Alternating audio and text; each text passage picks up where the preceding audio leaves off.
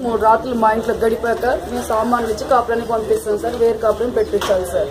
మా అమ్మాయి పేరు మీద మేము ఇచ్చిన అమౌంట్ సెక్యూరిటీగా బ్యాంకులో అమౌంట్ వేయాలి సార్.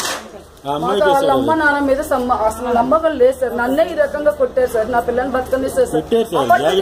చంపడానికి ట్రై చేశారు సార్. నా కూతురు నా అల్లుడు చెల్లె కలిసి అపార్ట్మెంట్ తీసుకెళ్తే ఆ యాక్సిడెంట్ పడేశాడు సార్. బాగా యాక్సిడెంట్ ఎందుకు పడేశాడు సార్? చూపించాలి కదా సార్. తీసుకొచ్చి తప్పు లేకపోతే అపార్ట్మెంట్ లో బాగలేనప్పుడు చెల్లె కాపురం ఎక్కడ చేస్తాను సార్? సామాన్లు చదవడం దేనికి తీసుకెళ్లాడు సార్? నా కూతుర్ని తీసుకెళ్లి అన్న చెల్లెలు దేనికి తోసేశారు సార్. తోసేసినప్పుడు రిపోర్ట్ తీసుకొచ్చి మాకు ఎందుకు చూపించలేదు? ఇప్పటికీ సెల్ఫ్ లాచర్ ఏందని చెప్తారు సార్. ఎడం పక్క కన్ను టెస్టులు చేయిస్తాను నా కూతుర్ని.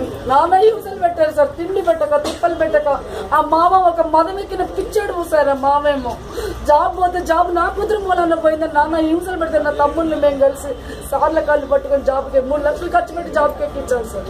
ఆ జాబ్ వచ్చాక నా కూతుర్ని నడి రోడ్డు మీద వేశారు సార్. ఆ కూతురు కొడుకు చేయడంటే కాపురం తండ్రి చేస్తాడంటే సార్. నా కూతురుతో కాపురం అది ఒప్పుకోలేదని రోడ్డు మీద వేశారు సార్ నా కూతుర్ని.